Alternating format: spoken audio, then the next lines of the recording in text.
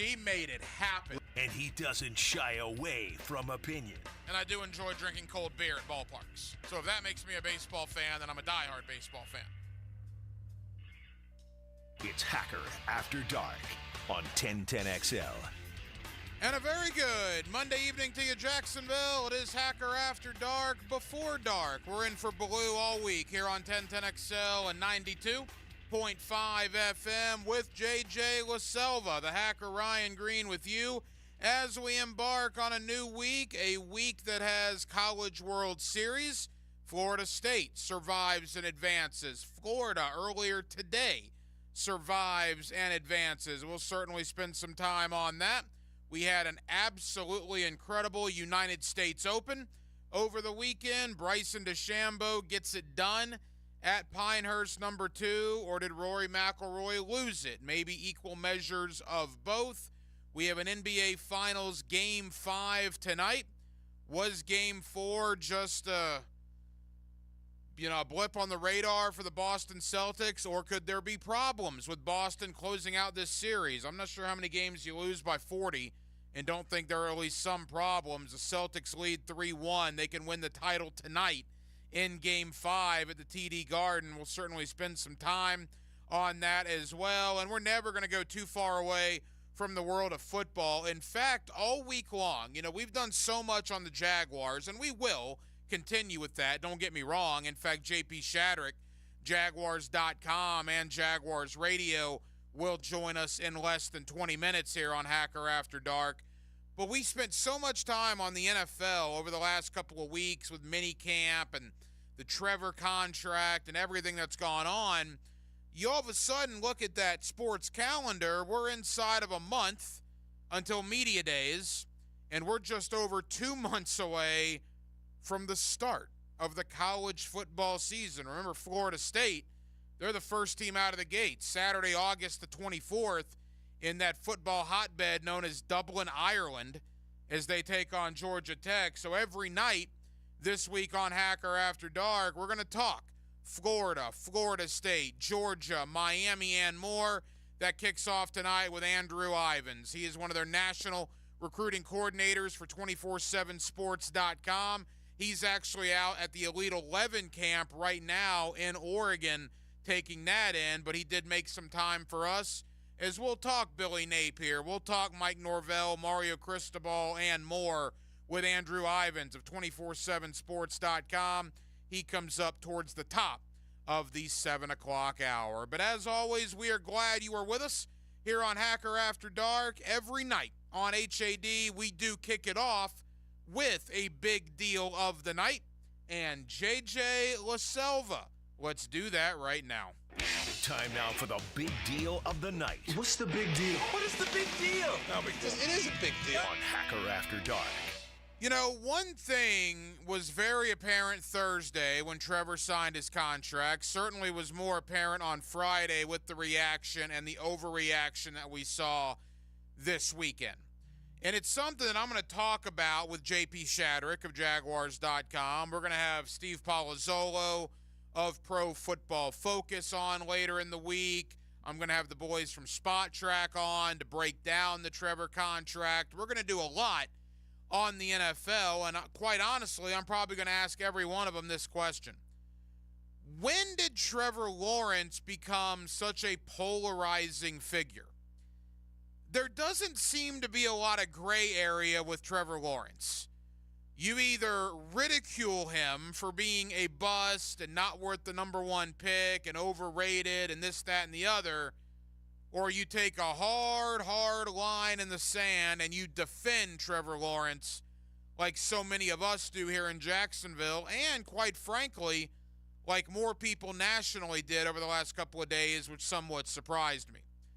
But again, there's not a lot of gray area when it comes to Trevor. You either like the guy or you don't like the guy. And I know you can say that for many different players and athletes in the world of sports, but it is interesting. I've seen people about Trevor Lawrence. Did he earn the contract? What are the Jaguars doing paying Trevor this amount of money? What a waste. Overrated. Not worth this. Not worth that. And then an equal number of people, maybe even more, to be honest, are saying, wait a minute, whoa. Only 4 quarterbacks have thrown for 8,000 yards and combined for 55 touchdowns, rushing and passing, over the last 2 years. Trevor Lawrence is one of them. Trevor Lawrence has record upon record upon record for the first 3 years for an NFL quarterback, has set numerous franchise records already for the Jacksonville Jaguars in just 3 years. Trevor falls into that category of a polarizing sports figure. Now, some are polarizing for reasons that Trevor isn't, but Trevor is polarizing because I think so many people took exception to that generational level he was given before the draft in 2022, I guess, 2021. So many people took umbrage with that. Trevor didn't give that to himself, mind you. Trevor didn't do the press circuit and go on every press conference and stand in front of every podium and say, yep, I'm generational, that's me. Of course not. People gave him that title. Has he lived up to that billing? No, he hasn't. Again, I don't really know what generational means. I think after this next couple of days and weeks go by and we've digested the contract, we won't hear any more of that talk. The only generational quarterback in the NFL playing today resides in Kansas City and has not 1, not 2, but 3 Super Bowl rings on his hand. Yeah, I would say Patrick Mahomes is generational. Nobody else is, including Trevor Lawrence. But what Trevor is a very good quarterback, whether people are willing to admit that or not. Is he generational? Again, no. Is he very good? To me, yes, he is. But I think so much venom has been spewed his way since that contract because of that term generational that's affected what people see in regards to his performance. Again, you go strictly off of the numbers, and maybe I'm too much of a stats guy. Maybe this is the fantasy football geek in me coming out. It's very possible. But 8,000 yards, 4,000-yard seasons in 2022 and 2023, completing on average 66% of his passes, and having over a 2-to-1 touchdown-to-interception ratio, that's not a bad quarterback. That's not a bust of a quarterback. By the way, a quarterback that's won 18 games in the last 2 years, when 2 years prior to that, the team he's playing on won a combined 4 games.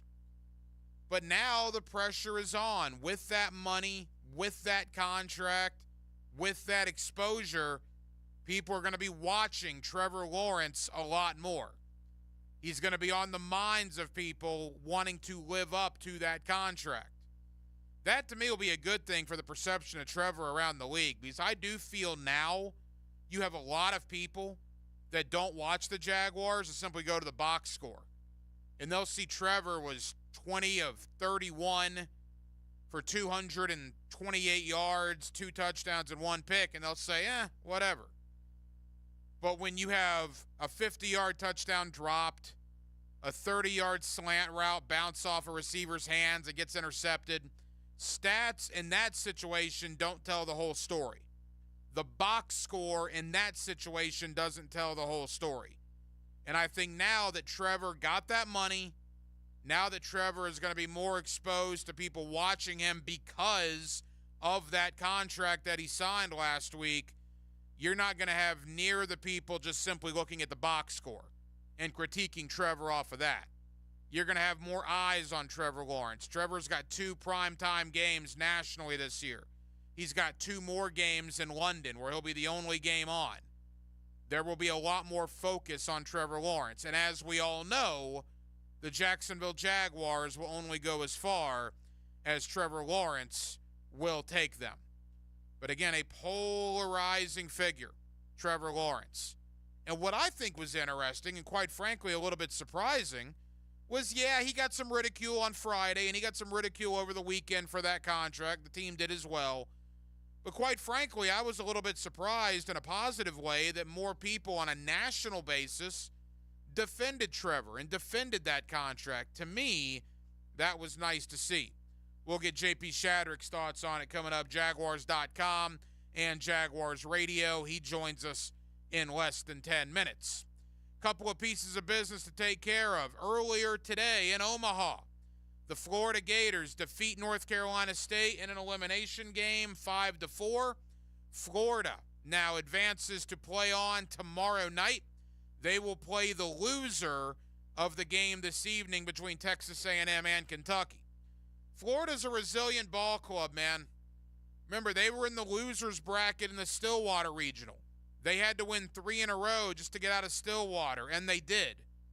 They trailed both games against Clemson in the Super Regional. Came back and won those. And you lose an absolute heartbreaker at 2:30 in the morning on Sunday morning, a game that was delayed by rain for like 5 hours. You lose a heartbreaker at A&M. You got to come back, 36 hours later, basically, and play a North Carolina State game, a team that jumped out on you 1-0. NC State had the lead today. But again, Florida finds a way to come back, to hold on, and their season continues. There are now 6 teams left. Virginia has been eliminated.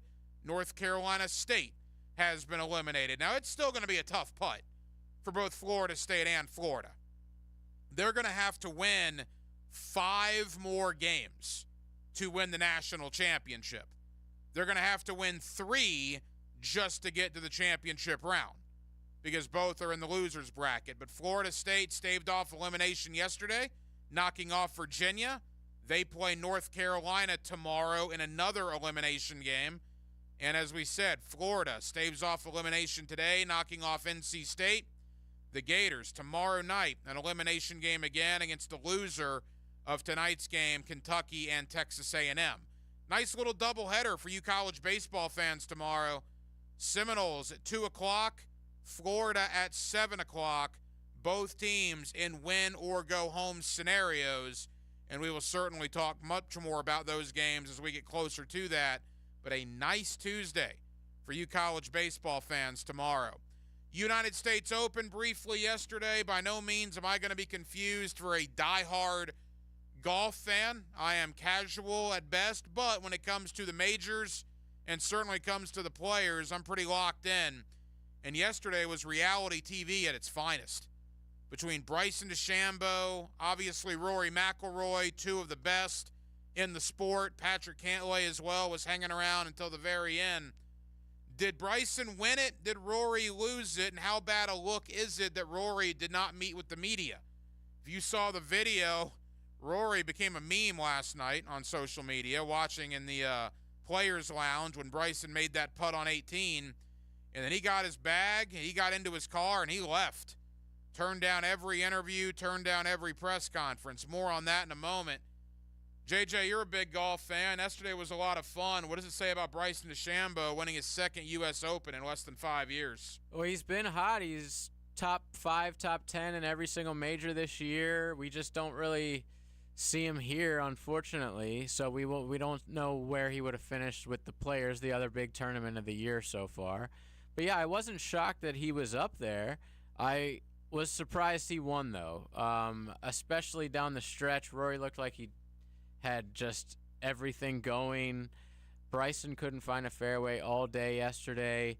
I thought it was over. And then Rory missed that putt. He missed a couple really, really, really, really easy putts on the back 9 really late on Sunday and choked it away. But congrats to Bryson. He deserved it. He's been playing the best golf out of anybody in the world right now, and that includes Scotty Scheffler. I didn't realize the connection that Bryson DeChambeau had with Payne Stewart, the SMU connection, obviously from the state of Texas, winning at Pinehurst, number 2, 25 years after Payne Stewart. By the way, yesterday being Father's Day, when NBC started their coverage with Payne Stewart's son doing that opening monologue, boy, if that didn't get you a little bit, that was pretty cool to see. And just how successful and he's become now, having his own kids, talking about his father in Payne Stewart there. As far as Rory McIlroy goes, look, he was up 2 with 5 to go. It is a major choke job. I saw a stat where Rory, like this entire year, putts under like 3 feet 10 inches. He had made like almost everything. 496 for 496. So he literally made all of them with 3 foot 10 inches or under, and he misses 2 in the final 5 holes to lose the United States Open. It's still been now a decade since Rory's last major win. I mean, JJ, you have more perspective than I do just in the history of golf, at least recent history.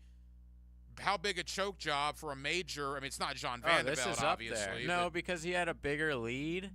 But this is up there, especially the context of it. Like you said, Rory hasn't won a major in over 10 years, but he's always around. Like, he's always at the top of the leaderboard-ish when it comes to these majors. So it's not like a guy who won a long time ago and he's crap now. This guy is always up there, but he just can't get it done. And it was the first time I remember in a while that he had the lead on a Sunday. Usually he's the one, like, that just barely didn't make it. You know, he makes a late run on a Sunday, but to have the lead this late on a final round in a major and to blow it, I haven't seen that in a while. And I can't wait to see how it affects him with the British Open coming up. Yeah, it was great theater, man. Man, he was so close to getting it done and killing this curse, but now it's like he's more cursed than ever. I thought it was a bad look to not do a NBC interview with them or a press conference. I mean, to literally just get in your stuff and go. I get the frustration, but if you're going to celebrate in the good times when every light is shining on you, you need to be able to answer the questions in the tough times. Rory chose not to do that. I just did not think that was a very good look. And maybe it doesn't mean anything, and it's just an aside. And I don't know the golf etiquette, JJ, the way it is right now. But my man hits a putt to win the United States Open, and then everybody has to be quiet so my other guy that's 4 shots back can finish out. Why on earth didn't he go to give Bryson the stage for that putt? What is the deal there? I don't know the specifics. I didn't even know that happened until Hayes told me like a couple hours ago. Because I was doing my own celebrating. You know, I everybody who knows me, I cheer hard against Rory, always have. So, like, I was cheering so hard, I didn't even realize that was still happening, which I find hilarious. And that's one of the funniest things about golf is, like, the guy who, that's, like, a crazy scenario. But just in general, like, the guy who maybe is in the final pairing on a Sunday, but he instantly, like, double bogeys or he's never really part of it, but he's around the entire day. You know, you see him in the background, you're like, oh, I haven't seen Pavon shoot in like 2 hours. Like, they stopped showing this guy a long time ago. But he just has to keep, you know, walking around with the winner. And it's a very awkward thing that you don't get in any other sport. Yeah, hit me up on the text line designed by Lifetime Enclosures. I'm curious. I mean, why would he have not cleared the way for Bryson? I heard it was about the putting line. Okay, well, and that may be. And that's the golf etiquette part, and I guess I get that. But, man, I felt bad for that guy because nobody cared about that putt. Nobody. Everybody wanted to celebrate Bryson and tell the fans to basically be quiet so my man could finish out. But congratulations to Bryson DeChambeau, now a 2-time United States Open winner. I believe only 23 men in history have won 2 or more U.S. Opens, and Bryson DeChambeau is on that list. Jaguar Talk, JP Shadrick from Jaguars.com and Jaguars Radio.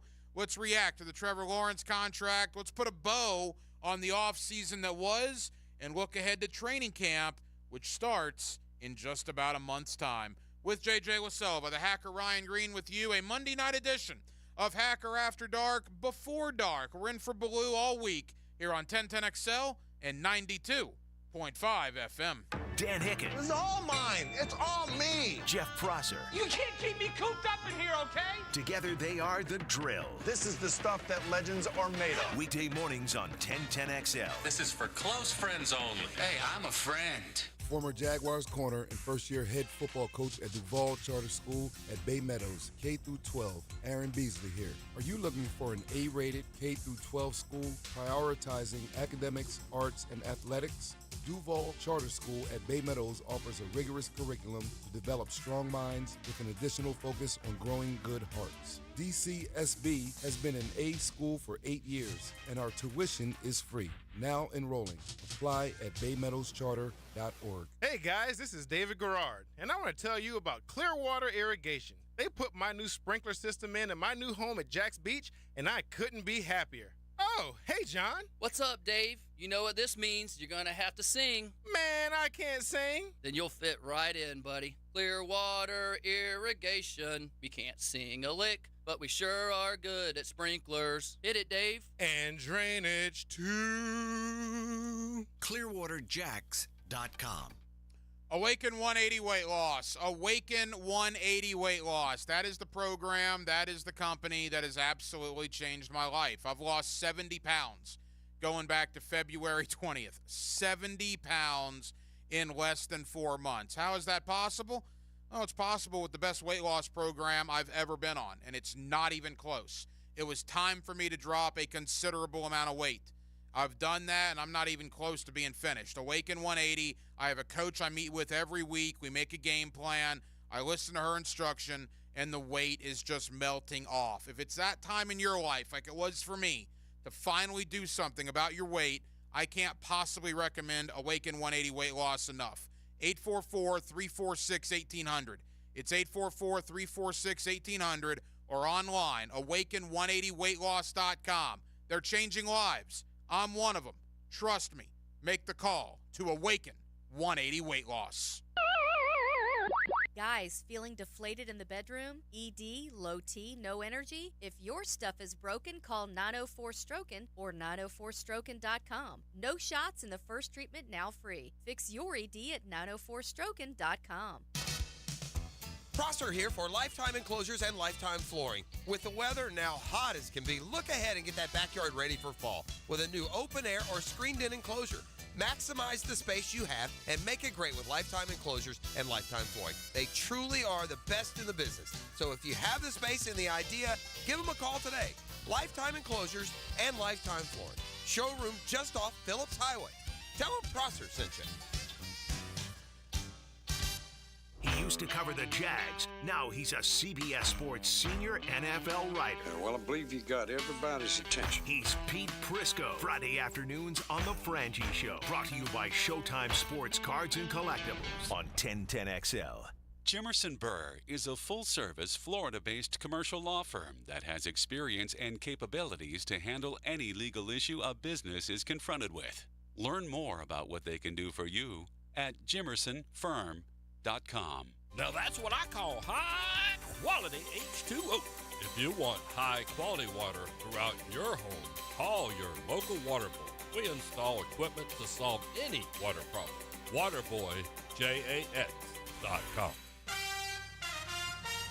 Hey, sports fans, this is Hayes Carlyon from MyBookie. Celtics versus the Mavericks in the NBA Finals. Can Luka figure out how to lead the Mavs and take home the trophy? Well, make sure you're in on the action, winning money with MyBookie. With MyBookie, you can bet from anywhere, anytime, so you never miss a shot to cash in on a play. You can even live stream and bet on the games right from the sportsbook, giving you everything you'll need to decide. Cash out or let it ride. MyBookie really makes it easy to get paid with tons of boosted props and slam dunk parlays. And new boosts are now posted on the daily. It's more than just a sportsbook. Buzzer beaters, underdog upsets, and a community to share in all of the sweats. Give yourself a head start today and play with house money using promo code 1010XL when you make your first deposit. Again, that's promo code 1010XL to claim a limited time bonus when you sign up and make your first deposit. Bet anything, anytime, anywhere. Only with MyBookie.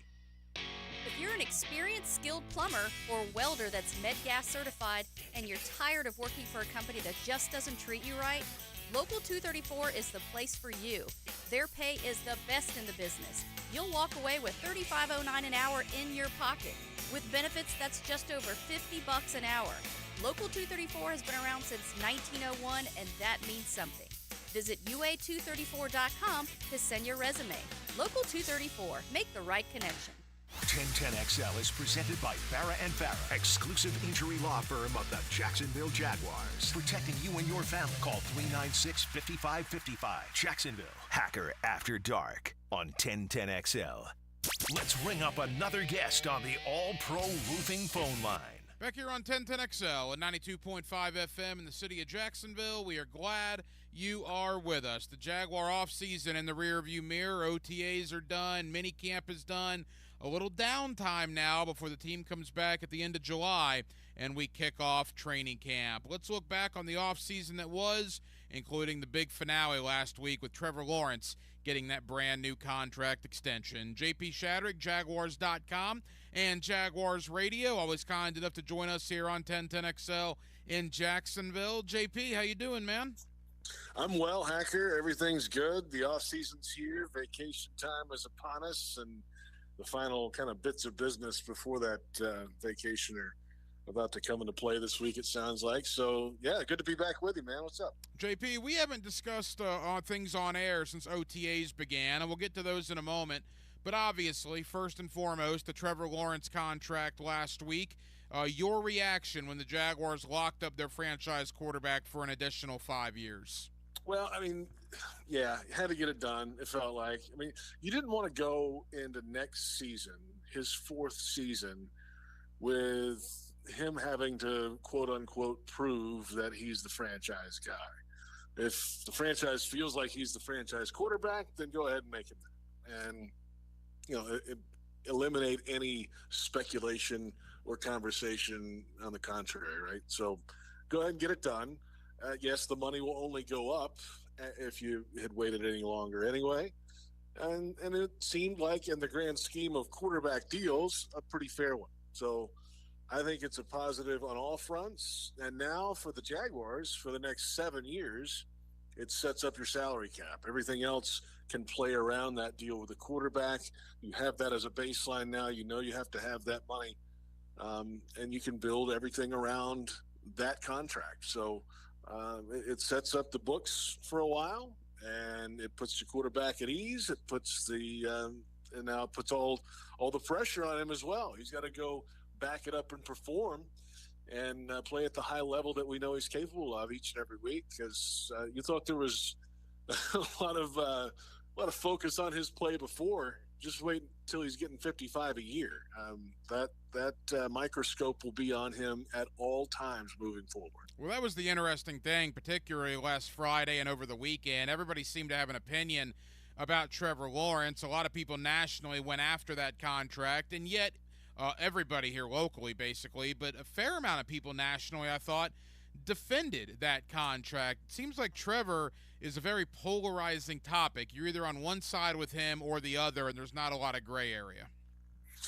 Yeah, but that's kind of the world we live in now, right? Everything's got to be polarizing or something.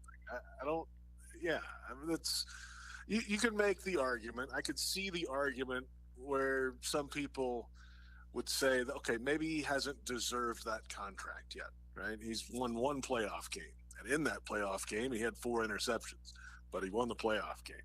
But that's it, right? That's really been it. 2 winning seasons, 2 9-win seasons in 3 years. Is that enough to deserve it? But the other perspective is the one we just talked about, right? He is, and that's the nature of doing business in the quarterback marketplace these days for a franchise guy. Okay, you go ahead and set it in place if you feel like the improvement is going to come.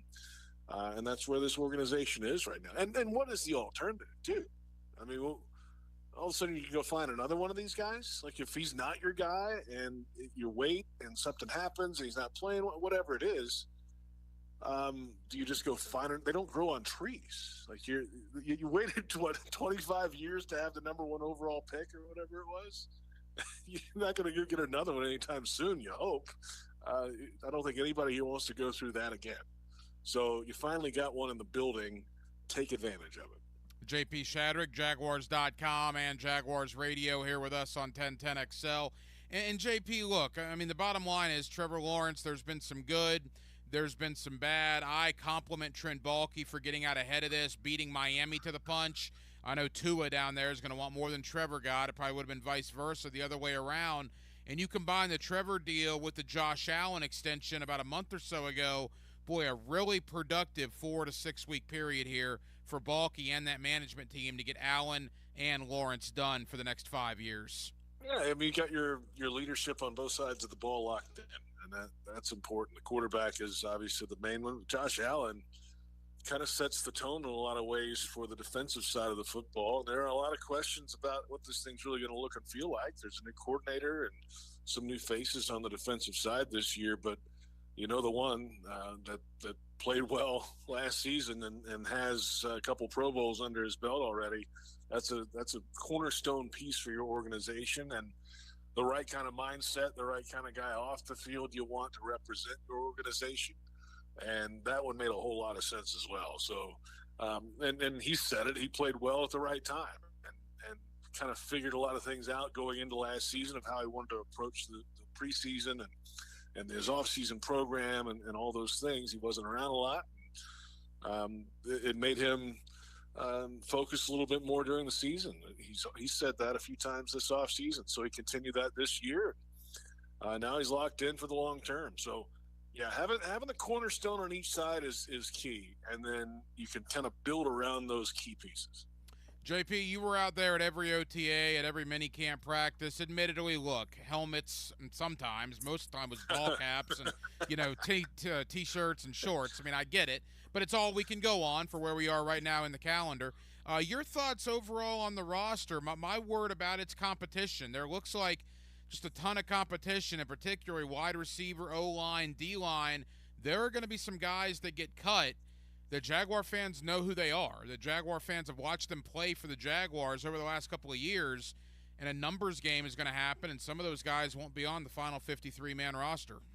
I mean, that's what happens when you have a better football team, right? I mean, if you've improved in certain areas, you feel like some guys that might have contributed in the past may not contribute anymore, and that's just life in the NFL when you're getting better as a roster, and that's part of the deal, the churn. And everything that goes with that. I'm interested in seeing what this wide receiver core really looks like when it comes full speed. And they're lining up against guys against them. I mean, Brian Thomas looks great in shorts and a shirt. Okay, that's cool. Let's see it when things get real a little bit. And Gabe Davis didn't do a whole lot in this offseason program. But if he's healthy and ready to roll at training camp, which he should be, that'll be something to watch. That'll be fun to watch, in fact, and how Trevor kind of figures out some chemistry with him. But the offensive line it's still a big question mark because you haven't been able to have much contact, really no contact this offseason. They haven't had helmets on. What have you really gained from them? Not much, at least of what they can do. You'll find that out when they put pads on in training camp and start pushing players around. And Mitch Morris will be a great addition, it feels like, but let's go see it. And then Ezra Cleveland, they re-signed him. You got a veteran right guard and Sheriff, second-year tackle at the right side of Anton, and then Cam Robinson going into, year 8? And Walker Little's in that mix, too. So not a whole lot of new there. So that'll be a big competition, I think, to see. Maybe even at left tackle, right? Let's just see who comes out, who has the most physicality about them at all 5 spots. I don't think anything's guaranteed anywhere across that offensive line. A couple of more for JP Shadrick of Jaguars.com. The O-line in particular, I look at the 5 starters who we presume are the 5 starters, Robinson, Cleveland, Morse, Sheriff, and Harrison. Well, you could do a lot worse at offensive line 6 and 7 than Walker Little and Luke Fortner. Guys that have played a ton of football in the NFL. They got the 4th-round pick in Foster out of Missouri. They seem to love Cooper Hodges. And that's one of my points. You look at the O-line, then you go to the D-line, JP, with the additions of Eric Armstead and Trevis Gibson and Jordan Jefferson and Mason Smith on top of Roy Robertson-Harris, Devon Hamilton, on down the line. Man, a lot of big bodies over there. We're going to wait and see when they put the pads on. I get it. But from the eye test, it looks like those 2 positions have been improved greatly. Yeah, exactly. And, is Devon Hamilton right? Is he back? Is he healthy? Is he 100%? And that's what I'm talking about, too, with the pads and the physicality of the game. You don't know, really, in the offseason program until it gets real. Because what he went through last year was something that, not even in sports, I mean, it was something he's fortunate to get through, period. So, let's see how he comes back. Is he ready to go? And some of these young guys, right? Mason Smith looks great, has the traits that you want. Jefferson is apparently one of the about the strongest rookie in the class that they have. Just pure strength, which is going to be fun to watch. And but stopping the run starts there. That's something they didn't do a lot of in key moments. They've got to play better up front, and competition will help do that. And they've got some veteran guys mixed in there, but it all starts in the interior. And let's see some pads on Hacker. I can't wait, man. Like, this is the off season's great. It's fun. Everybody's happy. Everybody's 0-0. But once the pads go on and things get real, you'll find out who can compete and who can't. Yeah, I often say June, July, and August are the 90 days of hope, and reality strikes you dead in the face come September. And sometimes that reality is good, sometimes it's bad. Hopefully for the Jaguars, it'll be good. JP, I want to ask you about a veteran and a rookie. I'll begin with the veteran. He wasn't out there at minicamp because he got excused, but I got to tell you, man, every OTA that Evan Ingram was out there in a 7-on-7 or whatever type drill against the defense, man, he was doing something productive. Now, he had a great year last year, almost set the all-time record for catches for a tight end in a single season. He's looked awfully good this offseason. To me, I'm very excited about Evan Ingram again here in 2024. There's a lot to be excited about, right? I mean, the guy has his head on his shoulders. He's physically strong. He's a great route runner. He's as smart as they come. And he's got chemistry with the quarterback and chemistry with the rest of the receiving core, it feels like. Him and Christian Kirk were really the keys to this offense, I think. And you saw that when Christian went down with injury last year. It just kind of lost its teeth, if you will, in the passing game. Some of that was the offensive line play. There were some changes there, obviously. But without Christian Kirk there to kind of help relieve some of that pressure, it was all kind of on the shoulders of Evan Ingram. And I don't know if he can do it himself, right? And that's kind of where they broke down last year. But if you have Ingram and Christian Kirk out there, then you got something. And that's you can play then. And he's so versatile too, Evan is, because he can line up anywhere, outside, in the slot, off the tackle, and he is well above average at all three. And you can find a mismatch somewhere if you line him up in one of those spots. And that's what it's about in this offense, finding the mismatches and then exploiting them and taking advantage of them and having the time to do that too. It all kind of works in unison, but Evan Ingram is about as good as it comes in that regard, because he's somebody that can mismatch a lot of defenders and surprise you with how fast and how well he can run those routes. I just thought he was fantastic during OTAs. And the rookie I want to talk about, we mentioned Brian Thomas and Mason Smith. Jarian Jones, he's another one that I can't wait for the pads to come on, because, again, every time 22 was out there, it seemed like good things were happening. For a late third-round pick, there's a lot of intrigue to me, JP, about what Jarian Jones potentially could become. Well, yeah, I think there is too, because there's an opportunity on this team for a young player to come in and contribute pretty quick in the secondary. Now, about Jarian Jones, you'll hear him before you see him. I think he talks a lot, which is, some corners are kind of like that. They have to talk through it on their own. We've been around corners in this team that like to talk, but then go back it up sometimes, right? That's kind of it feels like so far his MO. He's going to talk through it and talk to you about it, and talk to the other team about it. And, okay, that's fine, but then go perform. And let's see that. This is going to be a secondary that's going to be aggressive. They're going to be up on the line of scrimmage. They're going to be physical. Can you do that and maintain and sustain it throughout the season? I think that's a big question. But I'm excited to see what he has to offer, because, in theory, the pass rush will be there and the secondary will have some new faces in it. And if Jarian's right there in somebody's face, he might have some action. And that's a good thing to see. And I'm excited to see what he has to offer. Final moments, JP Shadrick, Jaguars.com and Jaguars Radio. JP, as we make the turn for home, give Jaguar fans somebody that maybe is not on the radar for them. Maybe it's a new player or an under-the-radar guy from last year that has kind of jumped out to you in the last month during this offseason program. Yeah, I'm curious, we know the top three receivers, right? I mean, that seems pretty clear. Maybe the top four if you add Duvernay in there. Who are they keeping 5 or 6? Who are the next two guys?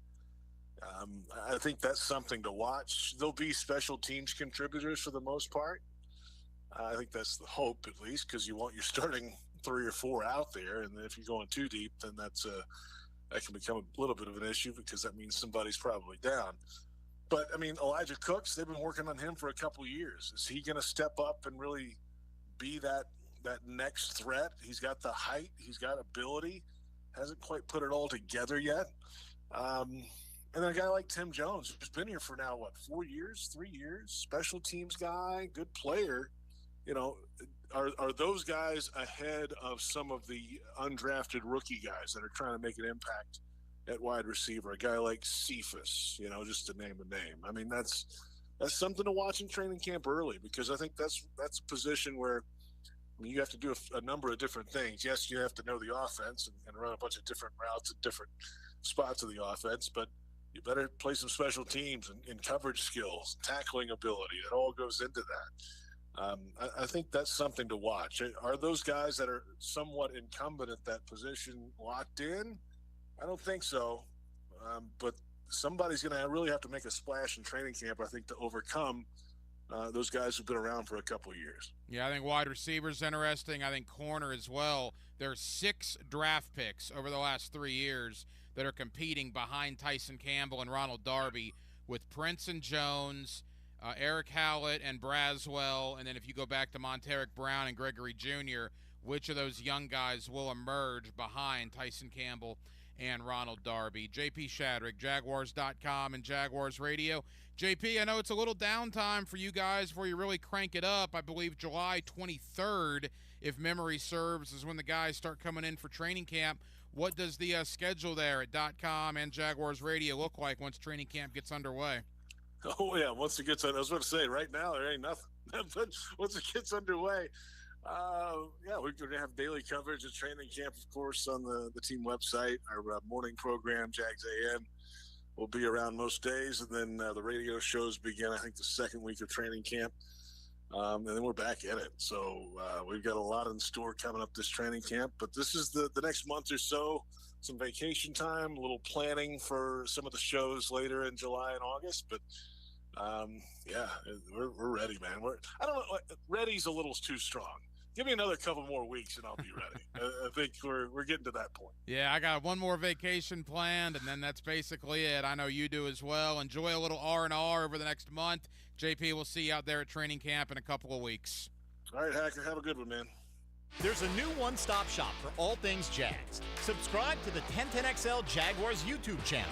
One-on-one interviews with players, practice footage, podcasts, and more. If you're looking for the best Big Cat coverage around, look no further. 1010XL Jaguars on YouTube. What makes a Honda certified pre-owned vehicle so special? 182-point inspection, 24/7 roadside assistance, first-year free oil changes, and a 7-year, 100,000-mile warranty for carefree driving backed by American Honda. Visit your local Honda dealer today. Save money while beautifying your home with Renewal by Andersen. With energy-efficient, custom-built replacement windows and doors. Their exclusive Fibrex product is chic, tough, easy to maintain, and twice as strong as vinyl. Right now, buy one window or patio door and get one 40% off. Plus, no money down, no payments, and no interest for 1 year. But restrictions apply. Renewal by Andersen, proud partner of the Jacksonville Jaguars. Visit rbafla.com for details. License number CGC 1527613. Ready to drive away with a fortune? Join us at Best Bet St. Augustine for our Fairways to Fortune giveaway. Over $30,000 in prizes are up for grabs, including a top-of-the-line 6-seater golf cart. Join us July 27th at Best Bet St. Augustine for the big giveaway and hourly cash drawings. Come play and win big at Best Bet St. Augustine, located on State Road 207, seconds away from the I-95 exit. Visit bestbetjax.com for details. That's bestbetjax.com, and we'll see you in St. Augustine.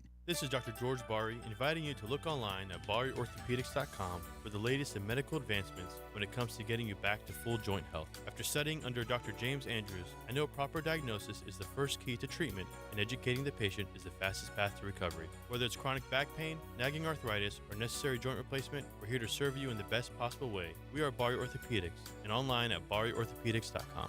Find out more at BariOrthopedics.com. That's BAHRI Orthopedics.com. Weekends were made for sports, and I'll tell you my take on this weekend's best options. Pick it here. Watch for Weekend with Dan on YouTube and Facebook. Weekend with Dan is brought to you by Stone Core. We do outdoors better. Clean air, cool air, both are extremely important. Trust Florida Home AC to deliver on both with their Remy Halo, the next generation of air quality technology. Call 777-4300 for Florida Home AC and breathe clean and cool air. RJ Saunders here, sports lovers. I recently took a tip from Frank Frangie when I needed to send flowers to my mother. Frank told me that Kuhn Flowers is the only florist he ever uses. So that's what I do now. I use Kuhn Flowers. Find them online at kuhnflowers.com.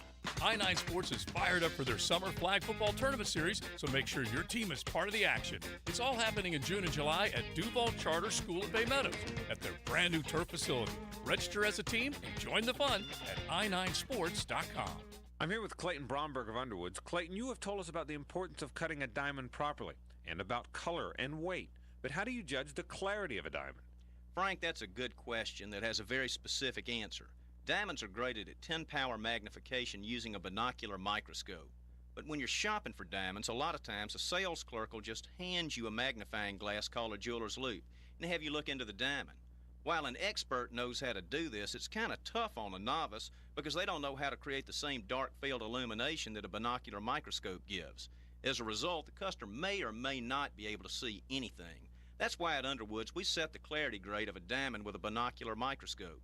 We have these instruments in every store and invite our customers to examine the diamond underneath them. We can show you the microscopic inclusions that affect the rarity and value of a diamond. So if you're shopping for fine quality diamonds and want the facts, come see us at Underwoods. That's Underwood Jewelers in San Marco, in Avondale, or the shops of Ponte Vedra. Where on your body is the weenus? The answer next. When you call Southern Oak and file a claim, you'll be handled by our hand-picked vendors who will analyze any roof, storm, or water damage. It'll save money for you. Our family protecting yours. Southern Oak Insurance. The weenus is your elbow skin and can be pinched as hard as you want, and it will never cause pain. Southern Oak Insurance. Our family protecting yours. Hey, I'm Tony from Tony D's Pizza. People ask me all day long, is it the water that makes the difference? Well, yes and no. Even water can't make a good pizza. It's the ingredients, too. The best tomatoes, the best flour, and the best cheese. Oh, and a lot of love. Tony D's New York Pizza, Bay Meadows and 295. This is Hayes Carlion for Skylife Elite. Have you ever thought about aircraft ownership as another potential revenue stream and as a tool for tax savings? Put your tax money to work for you while enjoying the benefits of private personal travel. Skylife Elite has over a decade of experience in business aviation and can guide you through the process with their expert staff. Call my friends over at Skylife Elite at 490-9332 or find them at flyskylife.com to get the rundown on everything owning an airplane can do for you. Facing a DUI charge or even a boating under the influence charge? Well, I'm your man, DUI lawyer Malcolm Anthony at 285-4LAW. 285-4LAW. Once again, 285-4LAW. 1010XL is presented by Farah & Farah, exclusive injury law firm of the Jacksonville Jaguars. Protecting you and your family. Call 396-5555. Jacksonville. This is Hacker After Dark on 1010XL.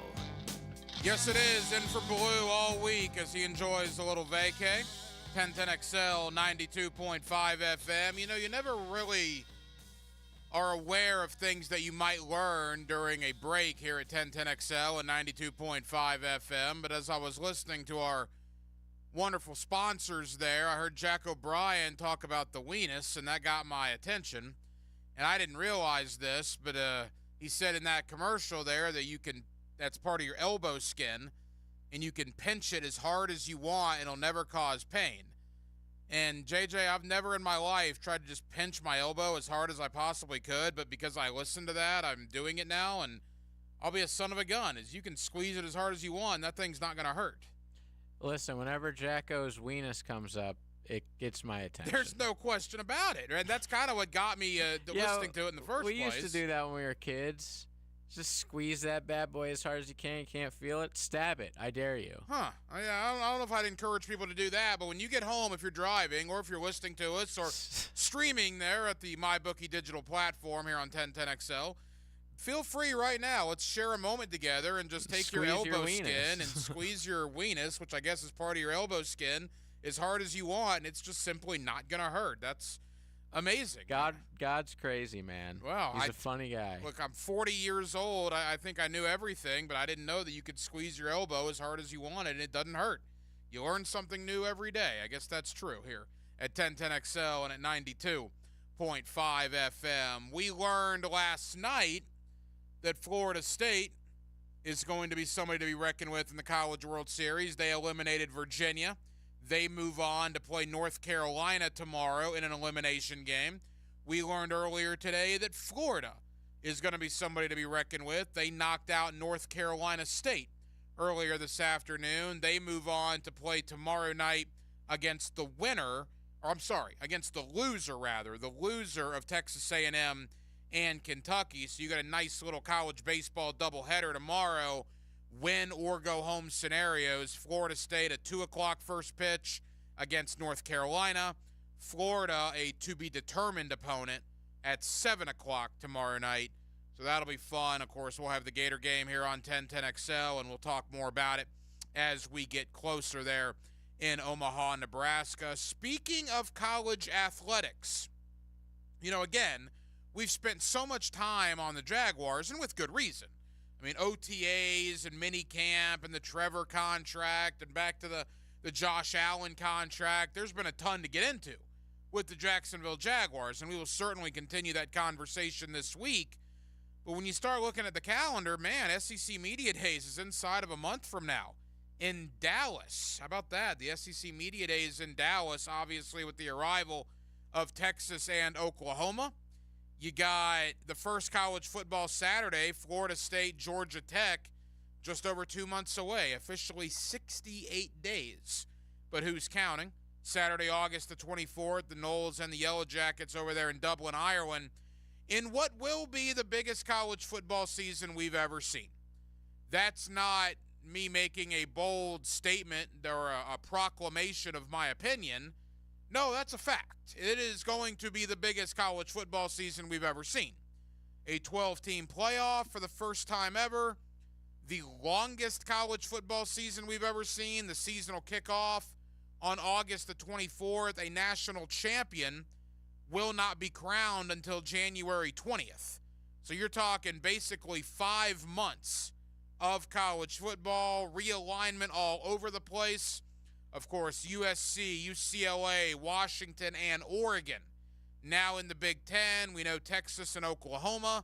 Now in the SEC, the Big 12, you're going to have to get a thesaurus out to figure out who's in that. I know Arizona State come over. Who else comes over? Utah, Colorado is back in. And then in the ACC, you add those juggernauts like Cal, Stanford, and SMU to the Atlantic Coast Conference. So we're going to talk a lot of college football this week on Hacker After Dark. My goal is to have at least one college football guest per night. And we will begin with Andrew Ivins this evening, 247sports.com. He is one of their recruiting directors nationally. In fact, Andrew is out at the Elite 11 camp going on right now that has the best quarterbacks in America participating up in the state of Oregon. But he'll take a little bit of a break from that, and we'll talk Billy Napier in Florida. We'll talk Mike Norvell in Florida State, Mario Cristobal, and Miami. As we get closer to Saturday, August 31st, it really puts into perspective just how gigantic, and I mean gigantic, from a perception standpoint, that Florida-Miami game is. It's interesting that we don't hear as much of the noise surrounding Mario Cristobal as we do Billy Napier, at least here in Jacksonville. And why is that? Well, there's more Gator fans here. We cover Florida probably more than Miami. I'm sure the talk down in South Florida is a lot about Mario Cristobal. But I will tell you this. If Florida wins that game on Saturday, August the 31st, then I think a lot of people, we're going to start talking about Mario Cristobal and where that Miami program is. He and Billy Napier are on the same timeline, right? They're both entering year 3. They've both probably underachieved to this point. It's ironic that the first game out of the gate in year 3 for both Mario and Billy is against each other in what perception-wise is an enormous game for both schools. So let's dive into a little college football as we kick off the 7 o'clock hour. My buddy Andrew Ivins, National Recruiting Coordinator, 247sports.com, out at the Elite 11 camp in Oregon. Gators, Noles, Bulldogs, and Hurricanes.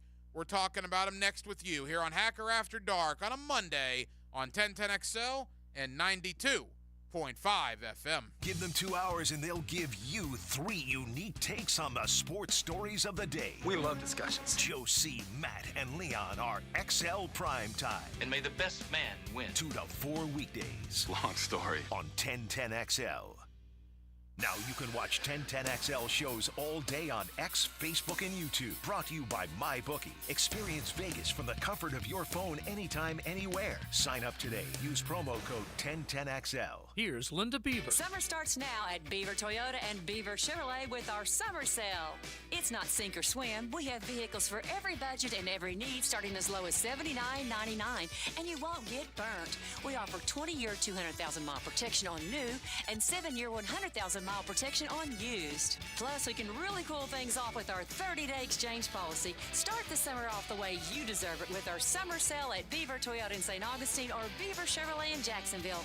We're here to wow you. Jamie Johnson, What a View Tour. Like I'm playing the award-winning songwriting master. June 20th, the St. Augustine Amphitheater. Special guest Ben Haggard. Should have seen it in color. On sale now at Ticketmaster.com. I tell you, the high cost of living. Don't miss Jamie Johnson live. Living high. Nothing has a 10-year warranty except for a new AC unit from Vons. V-O-N-S. Vons Amazing 10. This is legit. A full 10-year warranty. It covers parts, labor, and refrigerant. That's an unmatched commitment they make to their customers, while others will charge extra for weekend and same-day emergencies. Not at Vons. No extra charges. Just great service when you need it, whether your unit needs to be repaired or replaced. Remember, if your AC won't turn on, just call Vons. Home of the Jaguars. WJXL AM Jacksonville Beach. WJXL FM Jacksonville Beach. Attention real estate agents, loan officers, and mortgage professionals. Trust your real estate closings to the expertise of St. John's Title, LLC. As a board-certified attorney-owned and operated firm with years of experience, St. John's Title provides the utmost of precision and professionalism. With conveniently located offices and in-home remote closing options, our customer-first approach ensures a seamless process tailored to your timeline. Join our team of experts and 5-star testimonials from customers across the First Coast. Choose St. John's Title. Brian and Angela Wall here with Window World. By now, everyone has heard about saving money on their energy bills. There are all sorts of things you can do to cut energy costs, but most people don't think about their windows. But Window World knows that the biggest energy loss in almost every home is the windows. There is more energy loss from old builder-grade windows than just about anything else in your home. You can upgrade your heating and air, your appliances, that's good too. But before you do all that, upgrade your windows to Window World's energy-efficient windows. Window World's windows are easy to clean, energy efficient, and have the best guarantee in the business. Window World's slogan is simply the best for less, and we mean it. You get great American-made windows, and you get to keep more of your money when you buy from Window World. Need any more reasons to buy your windows from Window World? Call them today and set up your free in-home estimate, or go online to windowworldneflorida.com. Window World, simply the best for less. Thank you for your business. Window World also offers energy-efficient doors. If you're ready to transform your yard with a fence that stands out, elevate your curb appeal with Superior Fence and Rail. Superior takes pride in offering first-class service, friendly installers, and unmatched fence products. Mention this ad and get $250 off your next project. It's time to get off the fence and call today. When you're on the fence, about a fence, SuperiorFenceandRail.com. I joke around and with my wife and call it my bionic knee. But before Ernest became a patient with QC Kinetics, it was a different story. I'd go to bed with my knee throbbing, heat, ice. I would get up in the middle of the night to get a drink or something, and I would just be hobbling. He wasn't able to play on his rec basketball team or work in the yard. But QC Kinetics regenerative treatments turned around the situation without surgery or downtime, using Ernest's own healing properties to help restore his aching knee, now known as Ernest artist's bionic knee. I am really happy because I am playing the game that I love so much, and I'm playing with my granddaughter, and I'm gardening, and I'm on my knees, and I'm jumping up. I have a 200-pound dog, and I'm playing with my dog. Now Ernest is living his best life thanks to QC Kinetics, and so can you. Call today for your free consultation. Call QC Kinetics, 904-274-5522. That's 904-274-5522. 904-274-5522. This is Father Nicholas Lowe, and I want to talk to you about being a godly example.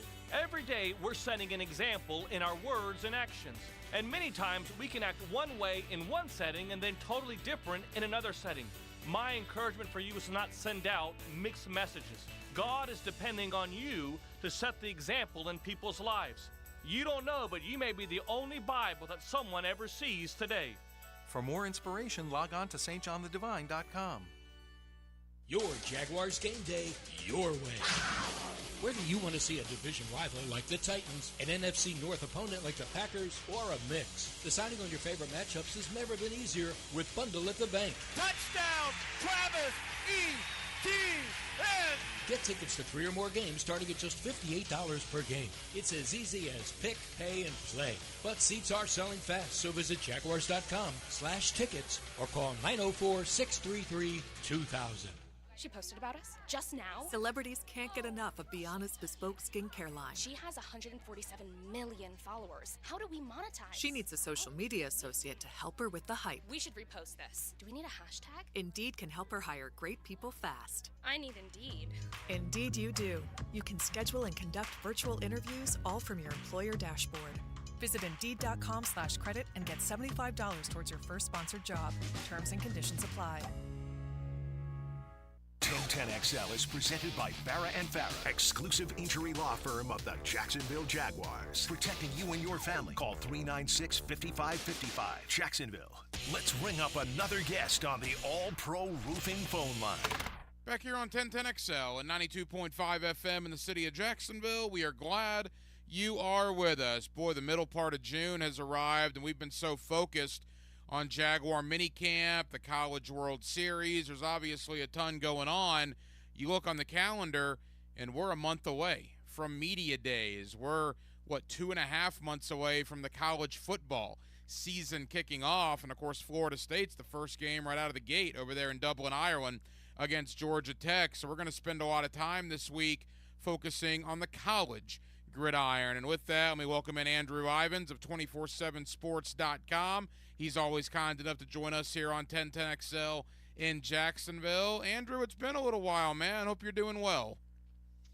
I'm doing good, man. Yeah, you said it's football season's around the corner. Well, I call this commitment season, just with how the recruiting calendar has sped up. The month of June has turned into when everyone makes their decision. And there's some new NCAA legislation out there about potentially creating a signing period during the summer months. We'll see if that happens, but I'm all for it because all these guys make commitments and then they play their season. So why not have a signing day here in June or July? No, it's a good point with the way the calendar is now. And let's begin, Andrew, with Florida. And I certainly want to get to the schedule and just your thoughts on the roster coming into the year. But Billy Napier, boy, he ended the transfer portal very solid, right?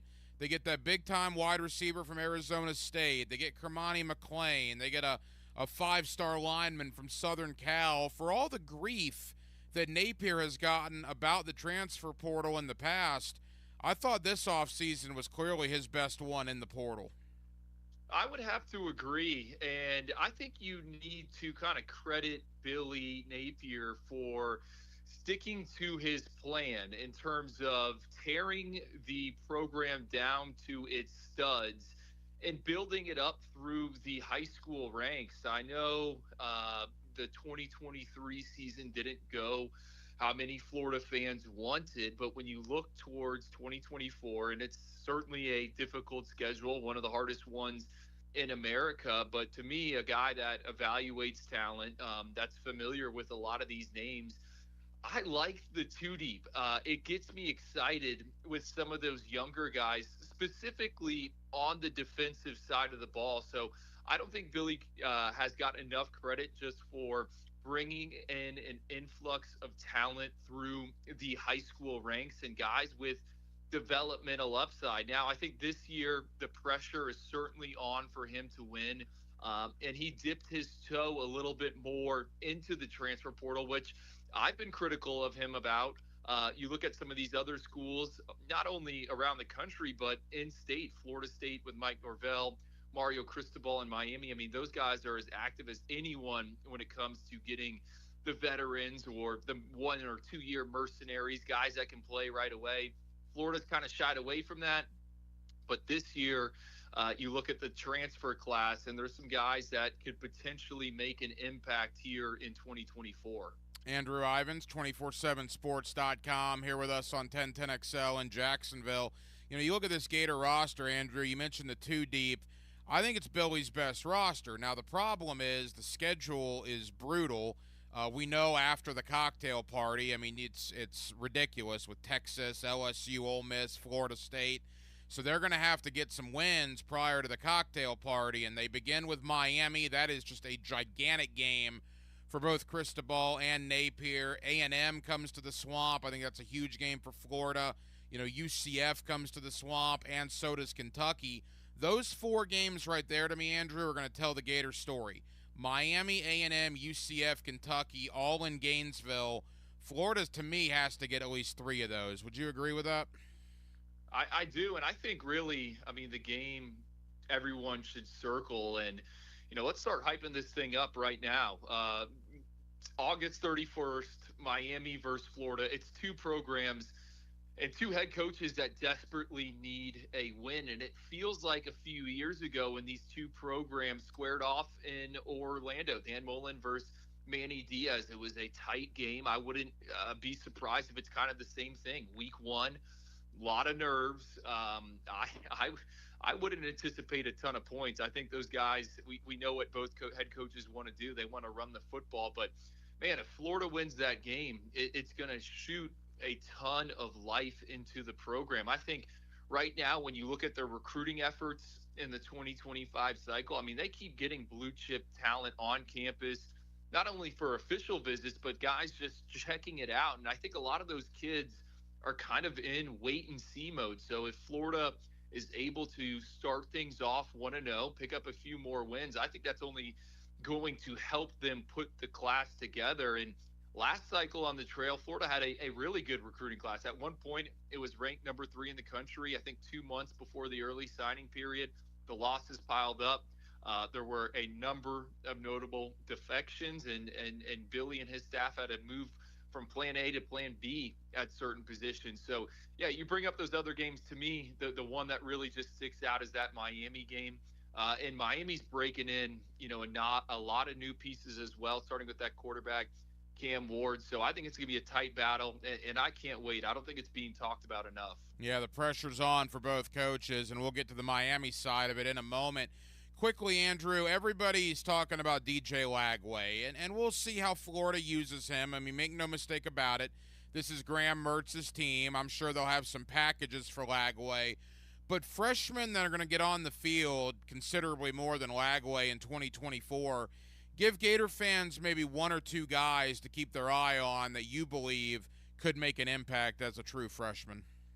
Well, I guess you took DJ Lagway away from me, but I just want to say this. I mean, he was my favorite quarterback in the 2024 cycle. I mean, he finished as the 5-star for us. He finished as number 1. I thought he had the best senior season out of anyone in America. And I agree, Graham Mertz, you know, he was not the issue last season, but you still got to find ways to get DJ Lagway involved. I mean, he is a physical specimen. He can beat you with his legs and he can beat you with his arm. And in that orange and blue game, I thought he was further along as a passer than I had kind of anticipated at this stage. So I don't know if they do like a Chris Leak, Tim Tebow type of split, but I think that certainly needs to be considered, especially in that Miami game. I mean, give Miami something to kind of marinate on as they head into that. The one freshman to me that I'm keeping my eye on, and Gator fans saw him in that spring game, Jaden Baugh, running back out of Georgia. They flipped him late in the cycle from Arkansas. You know, he is, to me, kind of what Rocket Sanders was at Arkansas. That was my player comp for him coming out of high school. Billy wants to use multiple running backs. Jaden Ball's the guy that I kind of get excited about. Just over 6 feet, 215 pounds. I think he's ready to go. And then I want to see if any of these linebackers can crack into the rotation. The Gators lost some pieces there in the middle. Aaron Childs, Miles Graham. Miles, the son of former Florida legend Ernest Graham, EG. Those two have ready to play size. I think with the linebacker position, it takes some time to kind of find your bearings, but Florida might not have a chance. Those guys might have to be on the field relatively early instead of the back end of the season. Couple of more for Andrew Ivins, 247sports.com, here with us on 1010XL in Jacksonville. Andrew, quickly, final Gator thought, because I want to get to Florida State, Miami as well. L.J. McCray, the 5-star from Daytona Beach, Mainland. You mentioned the orange and blue game. When I think of a true freshman defensive lineman, I do not think of somebody that looks like L.J. McCray. That guy is a man at 18 years old. Now, I totally get why he had the 5-star billing coming in. It's hard for D linemen to come in and do things right away in the Southeastern Conference, so I'm trying not to get too high. But from the eye test, good grief, what a specimen he looks like. Yeah, that's why we shot him up the board. I remember going to his spring game before his senior season, and I went back to our guys. I'm like, we need to rocket this individual up. And then we saw him at the All-American Bowl. I think for Florida fans and that staff there in Gainesville, you got to be excited about the jump he made in high school between the junior and senior seasons. And then I think there's still so much more developmental upside. I think for Florida, year one, how do we get him involved? What about a sub-package rusher on the inside in obvious passing situations? Miami, Greg Russo, they did that early on in his career. He ended up leading the ACC as sacks the next season and went on to be a first-round pick. Now he's playing with the Buffalo Bills. I'm not saying L.J. McCray is Greg Russo. I think they're kind of different, but they both have that length. So I think that's a path to get him involved. And Florida's going to need him, right? It's all about getting after the quarterback there in the SEC. I think he will be playing his best football towards the tail end of the season. There's going to be some, initial growing pains, but a guy you got to get his feet wet as soon as possible. Andrew, we talked about Miami. Let's talk about that angle with Mario Cristobal. We know how important August 31st is for Billy Napier. Do you believe it's as important from a perception standpoint for Mario Cristobal? I was talking with some Miami staffers on the road last week, and, the message I kind of got is we have to win that game because I think they know their jobs are on the line. And when you look at Miami, to me, this is a team that can compete for an ACC title. And what's really fueling that is that transfer portal class. Cam Ward, I just said DJ Lagway was my favorite high school quarterback last cycle. Cam Ward was my favorite transfer portal quarterback. And I know everyone has their different types of flavors, but what he was able to do at Washington State in terms of extending plays, he's a big body in the pocket. He can create some magic back there, and Miami needs that. It's been a revolving door at quarterback over the past few years. We saw some flashes from Tyler Van Dyke. He dealt with injuries, but to me, Cam Ward, I think he's someone if you're looking for a Heisman future, and who am I? I'm just a guy that watches tape, but just given how the schedule sets up, I think Cam Ward could have a special year.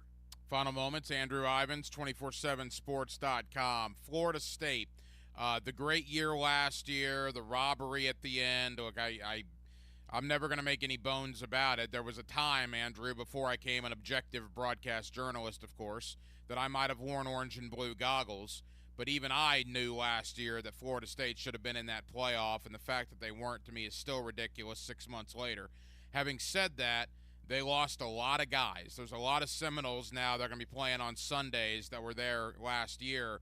How has Florida State gone about replacing those guys, and do you believe they are still the favorites in the ACC? Oh, it's the ACC to me is kind of wide open, and I think it's really going to hinge on who can stay healthy. Clemson with Dabo Swinney, we know he's a guy that's not in the transfer portal, but I like the top end of that roster. To me, the issue is, okay, if someone goes down, what kind of happens. And I think that kind of applies to Florida State. You're right. A lot of the guys from that magical season are off to the NFL, but Mike Norvell has been a whiz in the transfer portal, and you look at the 2D, and there's some parts you really can buy into. I think the big question for me, that wide receiver position, they bring Malik Benson in from Alabama. The reports coming out of camp is he's ready to go. And it didn't come together in Tuscaloosa. I think the folks in Tallahassee are excited about him.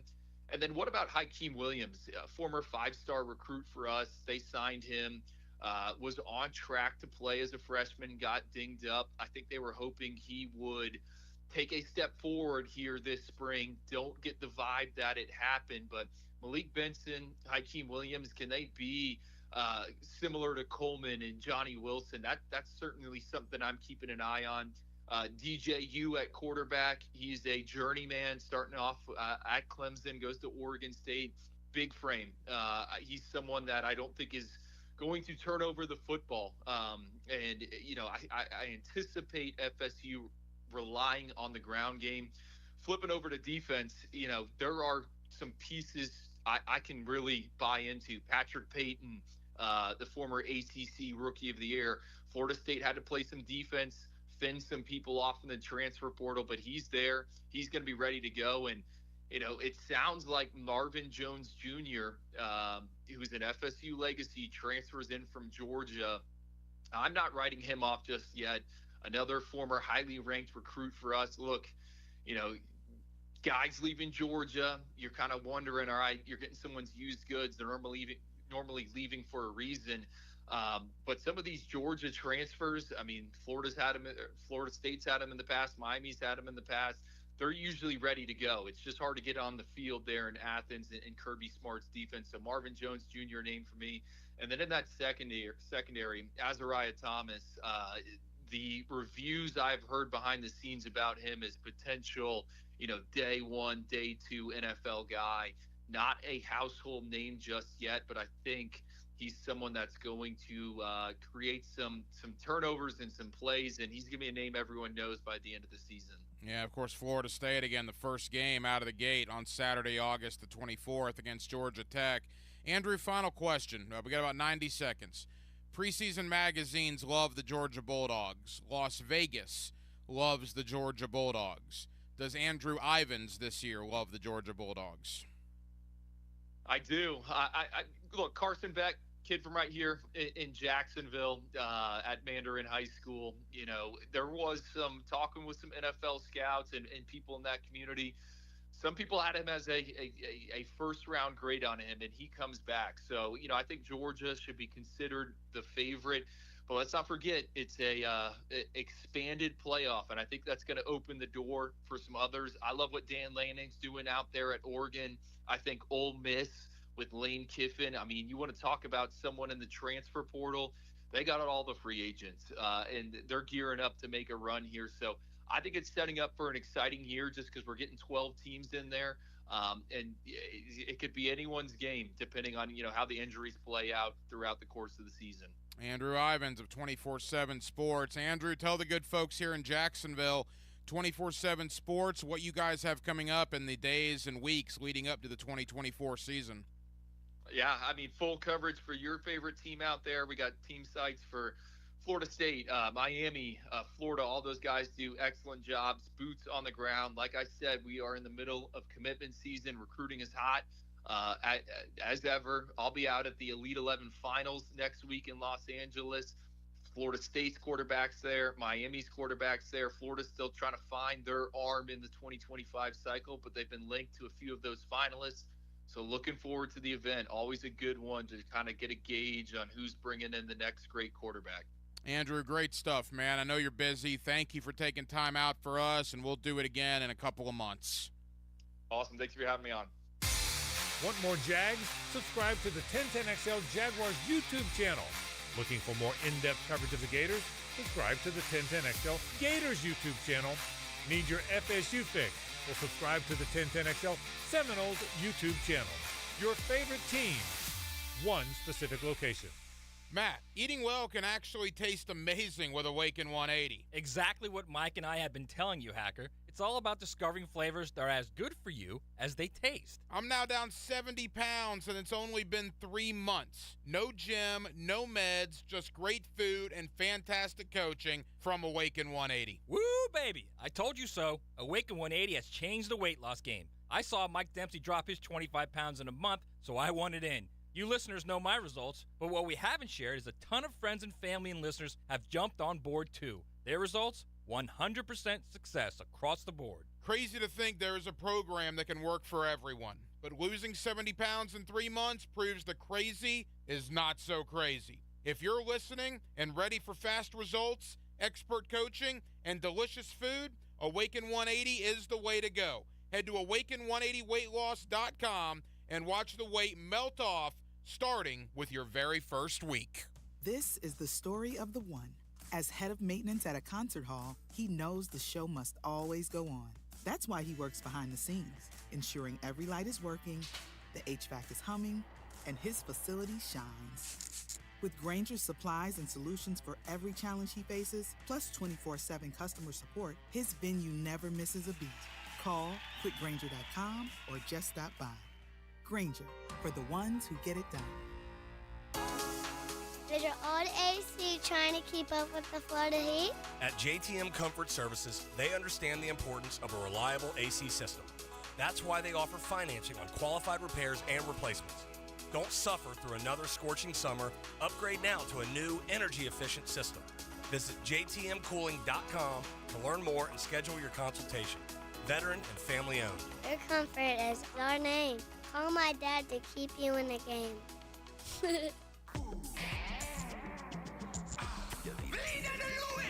Smooth sailing and a smooth taste of Vida de Luis, an all-natural tequila made with volcanic spring water and aerated to provide a smoother finish. Go to VidaDeLuis.com and set a course for smooth living today. PRP treatment is kind of the thing these days, and in many cases, it eliminates the need for surgery. This is Sheridan Tootin, and my experience with PRP from Southeast Orthopedic Specialist has been nothing short of great. I'm really feeling much better now. Ask your Southeast Orthopedic Specialist doctor about PRP treatment. This is Dr. Kevin Murphy with Southeast Orthopedic Specialists, where athletes are treated like pros. Relieve pain and get back to life. SOS. Southeast Orthopedic Specialists. Now those sound like some well-oiled machines. If you're a business owner that uses tons of fuel, you need B&B. If you're in charge of a job site that uses tons of fuel, once again, you need B&B. B&B Oil and Fuel has the fuel you need and will deliver straight to your site or office. Top-notch products and service delivered with B&B Oil and Fuel. Job sites, boats, generators, nothing but the best fuel with B&B Oil and Fuel. Online at bb-oil.com. Only the best with B&B Oil and Fuel. Chelsea here from Renewal by Anderson, where we deliver custom-designed energy savings windows and doors. Did you know our unique Fibrix material combines elegance and resilience, offering double the strength of traditional vinyl? Now through June, buy one window or patio door and receive 40% off, plus 0 down, 0 monthly payments, and 0 interest for 12 months. Restrictions apply. Proud partner of the Jacksonville Jaguars. Visit rbafla.com for details. License number CGC 1527613. Hey Beaches area, great news for your next party. You can now buy Mystic Cornhole Company boards in stock at the Seaside Shops on 4th Avenue in Jacks Beach, or as always at mysticcornhole.com. Moms and dads looking for some serious summer fun for your kids? Then check out I-9 Sports Flag Football Tournament Series. It'll run through June and July, and you can put a team together and join in on the action. Ages 4 to 14. Go to i9sports.com for all the details. It's happening at Duval Charter School at Bay Meadows at their brand new turf facility. If you've got a youth flag football team or want to put one together, get ready for the I-9 Sports Flag Football Tournament Series this summer. Check it out at i9sports.com. Have you tried golfing at the improved Cimarron Golf Club? If you haven't, tell you what, you're missing out on the best deal in Jacksonville. Now, many of you have received a postcard in the mail, and of course, if you bring that with you, $45 plus tax to play. That includes a cart, lunch, and a beer at the brand new Stone Barrel Tap House. Now, go to the website, that is CimarronGolfClub.com, and sign up for the Wild One Loyalty Program. That's the Wild One Loyalty Program, and get all of these specials emailed to you from Cimarron. 1010XL is presented by Farah & Farah, exclusive injury law firm of the Jacksonville Jaguars. Protecting you and your family. Call 396-5555. Jacksonville. This is Hacker After Dark on 1010XL. Top of the second in Omaha, Texas A&M and Kentucky scoreless. The loser of tonight's game plays Florida tomorrow night in an elimination game beginning at 7 o'clock. We will certainly keep you updated. Florida State plays tomorrow afternoon in an elimination game against North Carolina. That's college baseball. Let's talk a little Major League Baseball. Mike Axisa does a terrific job covering MLB for CBSSports.com. Let's talk Atlanta, Tampa Bay, the division races, and more. Mike Axisa of CBS Sports next. Talking Major League Baseball on a Monday night edition of Hacker After Dark. Serving one of the fastest growing cities in America. It don't get no better than this. I guess it's no longer a best kept secret. 1010XL, Jacksonville Sports Radio. Baloo for Shinatri Chiropractic. They've helped me get rid of my headaches and pain in my neck and back. Are you suffering from an auto accident? What about TMJ pain? Headaches associated with jaw clenching, grinding of the teeth, or stress-related disorders? Shinatri Chiropractic has a physical therapist on staff for rehabilitation, quality chiropractic care, dry needling, massage, and acupuncture. Call 743-6700 or go to ShinatriDC.com. Guys, feeling deflated in the bedroom? ED, low T, no energy? If your stuff is broken, call 904-STROKEN or 904stroken.com. No shots in the first treatment, now free. Fix your ED at 904stroken.com. Sports fans, JJ LaSelva here. When I need to send my bride flowers or a plant for birthdays or anniversaries, I always go with Hume Flowers. After all, they've been the leading florist in these parts for over 75 years. You can always rely on Hume Flowers. Prosser here for Lifetime Enclosures and Lifetime Flooring. With the weather now hot as can be, look ahead and get that backyard ready for fall with a new open air or screened-in enclosure. Maximize the space you have and make it great with Lifetime Enclosures and Lifetime Flooring. They truly are the best in the business. So if you have the space and the idea, give them a call today. Lifetime Enclosures and Lifetime Flooring. Showroom just off Phillips Highway. Tell them Prosser sent you.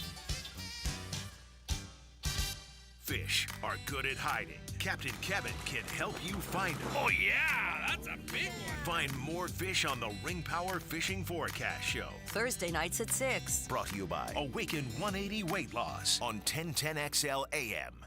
New and pre-owned firearms are in stock at Beach's Jewelry and Pawn in Jacksonville Beach. Want a new sidearm or rifle? Brands like Kimber, Smith & Wesson, 6 Hour, Beretta. No lines, no hassle. Only at Beach's Jewelry and Pawn in Jacksonville Beach. Yo, it's the Celtics versus the Mavericks in the NBA Finals.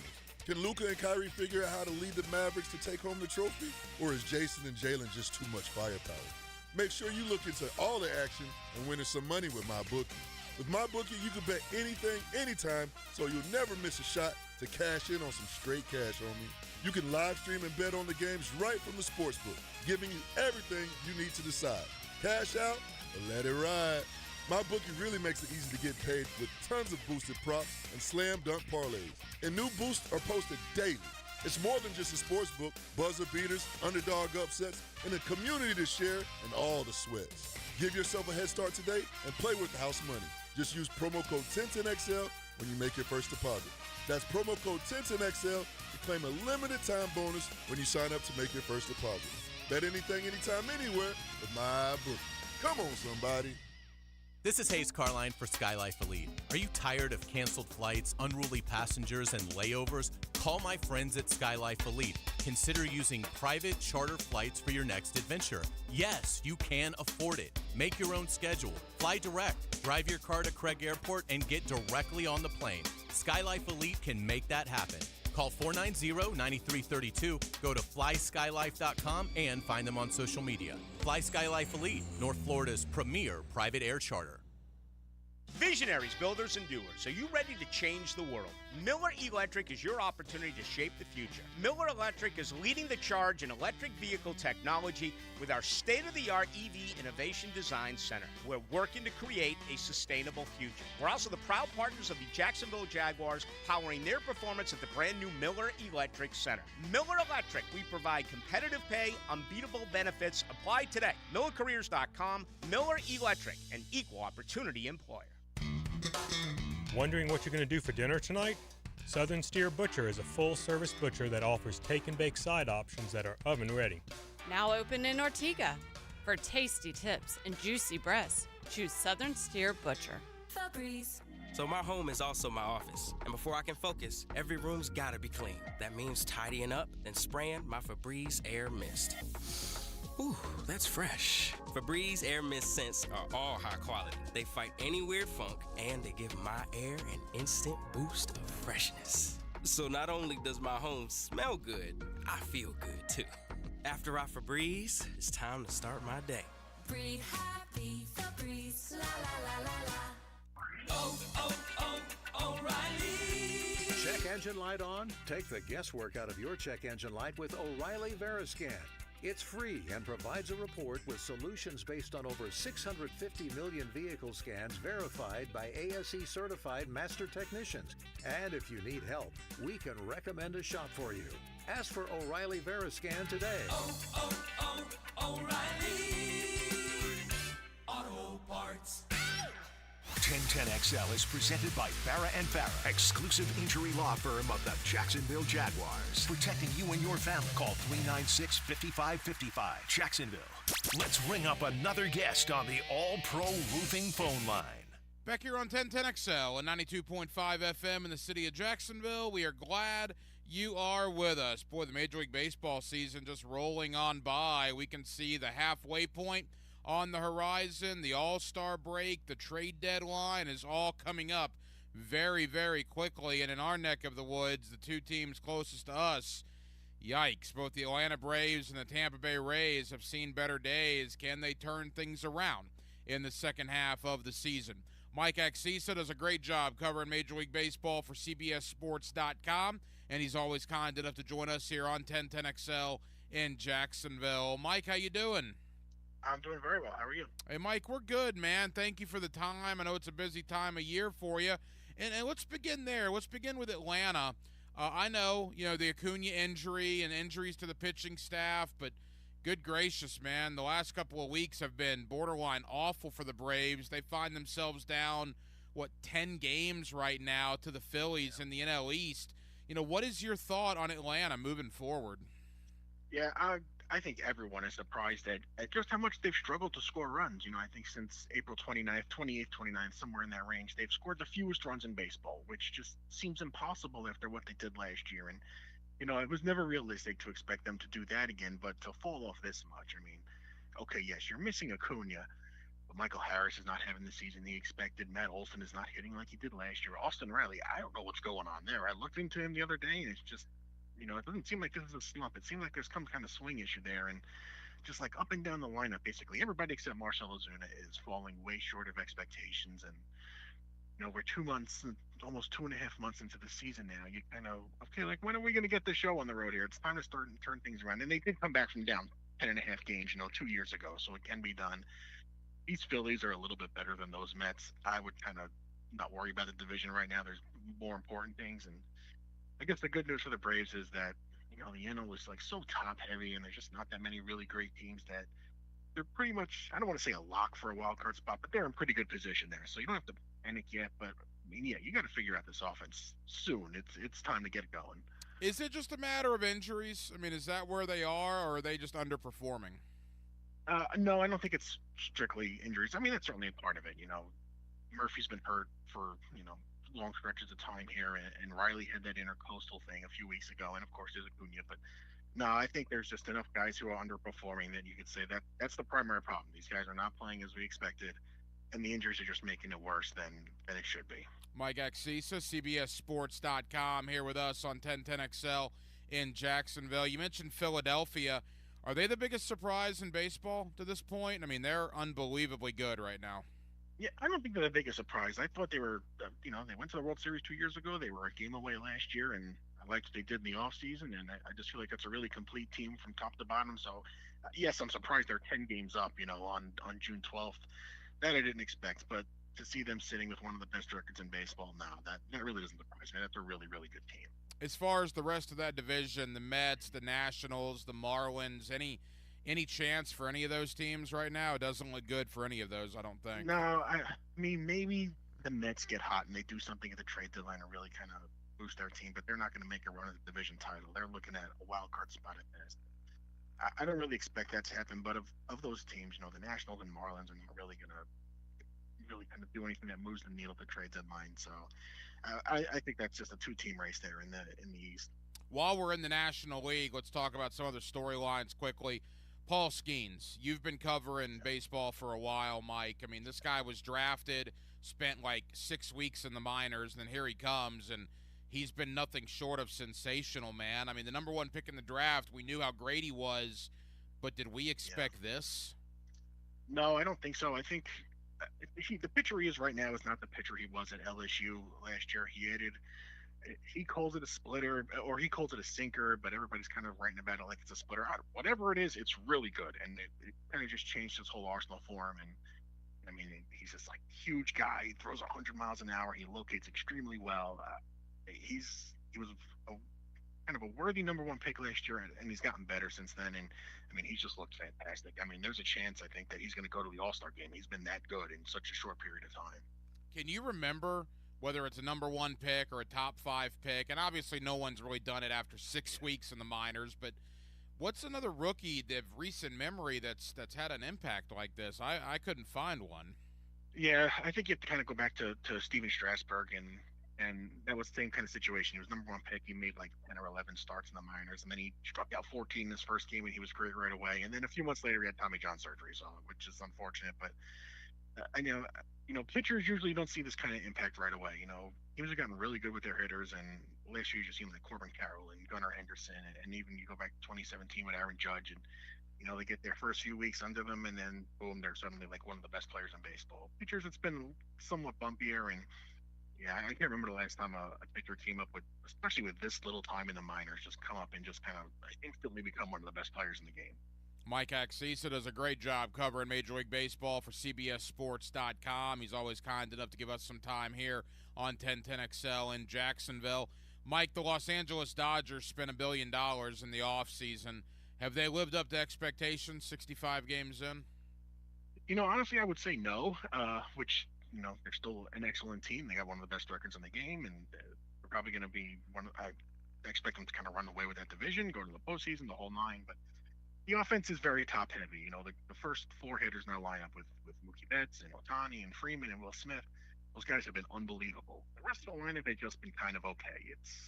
Hasn't been great, certainly. It's been not even really average-ish. It's kind of a problem there. And if you shut those top guys down, which is not easy and doesn't happen often, but if you do that, the bottom of the order is not going to make you pay. And that's something that they kind of have to figure out leading up to the trade deadline. And they have the luxury of being just so good. They don't have to panic. They can see what the market offers and figure it out there. And they got to keep their pitchers healthy, whichever team is due. I would say right now, I expect them to be one of the best teams in baseball, and they are that, but I thought they'd be a little bit better. It's not as easy as I thought it would be for them. We'll get to the American League in a moment. As far as the National League goes, Mike, the Dodgers, the Phillies, we talked about the Braves. Are those the 3 right now, or is there another team that you think could make a run at this thing? Yeah, those are the 3 teams. I think maybe the Brewers, but they're just having so many pitching injuries right now. And with a team with a small market team like that, doesn't have a ton of resources, it's going to be hard for them to really kind of backfill their rotation at the trade deadline. So I think the Braves, the Phillies, and the Dodgers are clearly the class of the National League. And the Brewers could hang around, but it's going to be hard with so many pitchers getting hurt now. When we go to the American League, it all begins in the AL East, and let's begin with the New York Yankees. Boy, how great has Juan Soto been? Aaron Judge is showing once again how ridiculous he can be in that lineup. The thought with New York coming into the year, and I correct me if I'm wrong, was there was a lot of concern about some injuries coming in, but, man, that has not affected them one iota to this point. Yeah, The real question for them was just the rotation. They had a lot of guys who were hurt last year or underperformed last year, and the question was how would they perform this year? And Derek Cole was supposed to be the one guy who didn't get hurt and was supposed to be the rock, and then he got hurt in spring training. But everybody else has been so good that they've had one of the best rotations in the game. I'm pretty sure they've allowed the fewest runs in baseball to this point, which is kind of incredible because Cole hasn't thrown a pitch yet, and that's really been a difference for them. Like we knew Juan Soto was great, we knew Aaron Judge was great. There's enough in the rest of the lineup to generate offense. We knew that part would be fine. The question was, would Carlos Rodon bounce back? How would Clark Schmidt do after such a big workload last year? Who was going to fill out the back of the rotation? And those guys have all been great, and they're going to get called back probably within a week or two. And that's just they're in great shape. I would have never expected them to have the league's best record after Cole missing 2 months. That I just did not see that coming. They're in great shape, but the Baltimore Orioles are also a very good team, and Baltimore's such a great story. They were a great story the last couple of years. They were just horrifically bad 4 or 5 years ago, but being so bad, they accumulated picks, they accumulated minor league talent. Now here we are in Baltimore, one of the best teams in the bigs. Boy, the Yankees are good, but Baltimore's right on their heels. Yeah, the Yankees have the best record I think in all of baseball. If not, they're like within a game or two. But they have one of the best records, and they also have like the smallest division lead. The Orioles are right there with them, and they can't shake them, and they're not going to shake them just because Baltimore's so good. And this is going to be the best division race I think the rest of the season. Just looking at how these divisions are lined up already. Baltimore's had some pitching injuries themselves. John Means got hurt. Tyler Wells got hurt as well. With Burns and Bradish and Grayson Rodriguez atop the rotation, they're in really good shape there, but it's kind of thin after that. So they're going to have to do something at the trade deadline. And Jackson Holiday didn't really hit when he came up, and some of their other young guys who were really highly regarded came up and just didn't hit right away. And I think that was a bit of a shock to the system. I thought maybe they were expecting a little bit more of a kind of a boost from those guys that hasn't arrived yet. Great team, obviously, really good team, and they're going to be right there with the Yankees all season, and they're certainly on my list of World Series contenders this year. Final moments with Mike Exisa of CBSSports.com talking Major League Baseball. That brings us to Tampa. I love Kevin Cash. I love everything he's about. The Rays, we know the limitations they have financially, and yet they've been one of the better teams in baseball the last handful of years. But Tommy John surgery after Tommy John surgery to that rotation, it's quite frankly, it's wild what's happened to them, and I think it's finally caught up with them. They're battling, right? They're 2 or 3 games under 500, but they just don't appear to be the team they have been in years past. Yeah, and that's kind of been the biggest knock on the Rays the last few years is they're so good with pitchers, figuring guys out, but they all get hurt after a while, and they can't keep them healthy, and all of a sudden it's at the point now where they're just out of arms, really, and the pitching injuries it's bad enough. The offense really hasn't been great either. Randy Rosarena, I don't know what's going on there. He's not even making contact like within the strike zone anymore. It's one of the lowest contact rates in the league. He looks nothing like the guy who was so great the last few years. And earlier this season, some of the guys who were performing well and kind of keeping them afloat, like Ben Rortvedt behind the plate and Richie Palacios, they were so great in April. They've kind of come back to earth, and the offense has kind of come down too. So they got a problem there. They don't have enough pitching. They don't have enough offense, and they're in last place in that really tough division. And I really don't know if they have enough to get the help they need to trade deadline and just play better. To kind of make noise and get into a postseason spot. They're in a really tough spot now. 2.5 months in. Mike, the Yankees and the Orioles to me are probably the class of the AL. Who else? Who's the biggest competitor to those two? It might be Cleveland right now. I'm not really sure about the AL West. All those teams are kind of just, the Mariners are in the first place in the AL West, but it's all pitching. The offense is not good. The Rangers, they don't really do anything well right now. It's great. They won the World Series last year, so they're not really kind of sweating things right now, but they're not hitting great. They're not pitching great. The bullpen's not really that good. The Astros, they're still 6 games under 500, and they're losing pitchers. They lost Christian Javier earlier this week and Jose Urquidy, and they're not coming back this season, so the pitching is really thin. And I don't know. I really don't trust those teams to kind of emerge as one of the best teams in the league. I don't think they're going to challenge the Yankees or the Orioles. It doesn't mean they can't beat them in a short postseason series. I just don't think at the end of the season we're going to look up and say, wow, the Mariners were the best team in the AL the whole time. No, it's probably Cleveland, and their offense has been better than I expected, and their pitching is kind of just holding up. So to me, it's pretty clearly the Yankees and the Orioles. Then you got a pretty big gap to Cleveland, I think, is the next best team in the league. You mentioned the trade deadline. That's certainly in the not-too-distant future. Big names that may be moved, or a team or two that you think will be buyers, who will be a seller? What's your thought on the deadline? How active will it be? Yeah, I expect it to be active, and I think there's a chance the biggest name might have already moved with Luis Arias. You don't really see these big trades in early May, but that one happened already. I think everyone's kind of waiting to see what the Mets do with Pete Alonso. They're under 500, but they're also only, I think, 3 games out of a wild card spot. So you can kind of see them, if they get hot for a week or two and they're back in the race, okay, well then they're just going to keep Alonso, and that's that. But if they kind of fall out of it, he suddenly becomes the best hitter available, and you've got a ton of relievers and pitchers who are all rentals, guys who are obvious trade chips. They could be busy, and the thing is, there's some of the really bad teams like the White Sox and the Athletics and the Angels. They don't have that many tradable players. Like, there's no star there they have to get rid of. So it's kind of tough. If you're shopping for help at the deadline, you need some of these teams that are in the middle right now to start falling out of the race, so they're willing to trade their players. I think everybody's kind of waiting to see what the Mets do, and also the Blue Jays. If the Blue Jays kind of fade, they could be pretty busy. I don't know if it's going to be to the point that they trade Bo Bichette and Vlad Guerrero Jr., but I wouldn't completely rule it out if things get really bad there. Mike, tell the good folks here in Jacksonville, CBSSports.com, what you have coming up there in the coming days and weeks.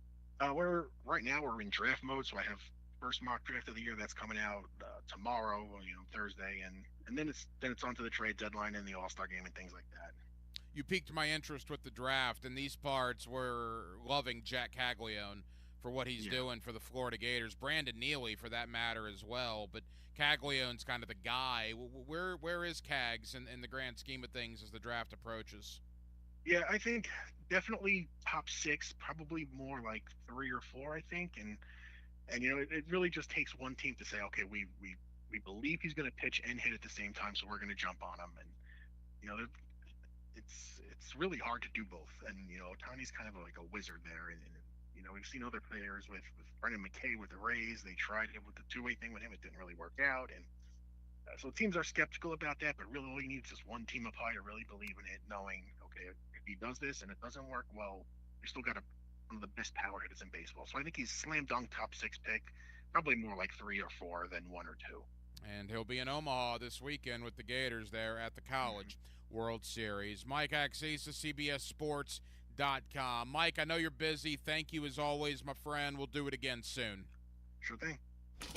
Now, the Cool Down with Donovan Air Electric and Plumbing, keeping Jack's cool since 1987. And thank you to Mike Axisa, CBSSports.com, for joining us tonight here on Hacker After Dark. Major League Baseball season just rolling on by. Most teams are approaching the 75-game mark. In about a week, we'll be at the halfway point. Of course, the All-Star break, the trade deadline coming up quickly on the horizon. As far as the 2 teams that are closest to us, Atlanta and Tampa, we'll see. They just played a series this past weekend. Atlanta took 2 out of 3 from the Rays. Atlanta still in very good position in the National League for a wild card. Tampa right now dead last in the American League East. My big takeaways from the evening here on Hacker After Dark, well, there's a couple that really stick out, but first and foremost is still the dialogue about Trevor Lawrence. It was really all weekend long. Was it a good deal? Was it not a good deal? Who won the contract extension, Trevor or the Jags? So the bottom line is this. The Jaguars feel he's the quarterback. I feel he's the quarterback, and they got it done long term. And they beat Miami to it. They beat Green Bay to it. They beat Dallas to it, because these quarterback numbers are just going to rise and rise and rise. So I think it was beneficial for the Jaguars to get it done now.